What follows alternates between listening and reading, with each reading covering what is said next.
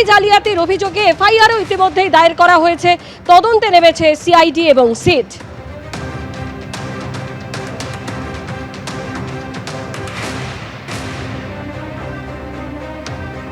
বিধানসভায় তৃণমূলের সই জালিয়াতি তদন্তে সিআইডি।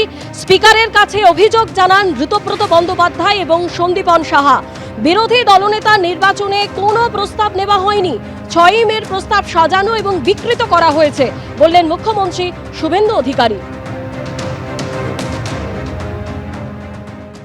তৃণমূল কংগ্রেসের সাধারণ সম্পাদক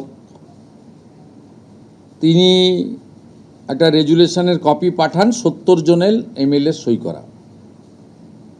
27/5 দুজন এমএলএ মাননীয় ঋতব্রত বন্দ্যোপাধ্যায় এবং সন্দীপন সাহা অভিযোগ করেন,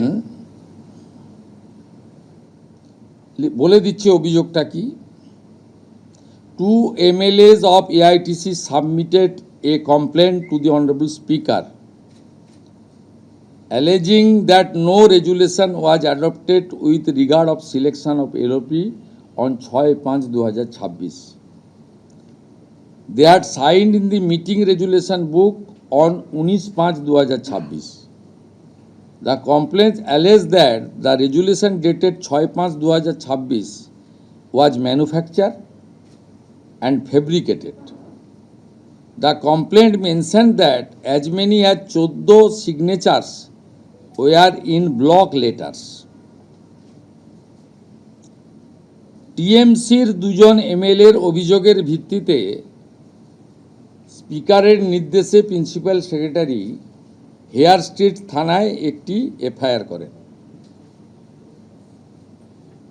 এবং হোম সেক্রেটারির নির্দেশে আমার অনুমোদনে পুলিশ মন্ত্রী হিসেবে এটাকে সিআইডিতে দিয়ে দেয়।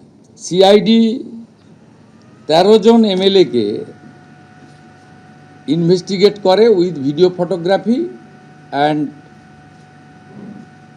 সিগনেচার ভেরিফিকেশন করার জন্য সরকারি লোককে সাথে নিয়ে। এদের মধ্যে 3 জন এমএলএ বাহারুল ইসলাম, অরূপ রায় এবং সুভাষিস দাস, তারা ভিডিওগ্রাফি এবং সিআইডিকে বলে সই আমাদের নয়।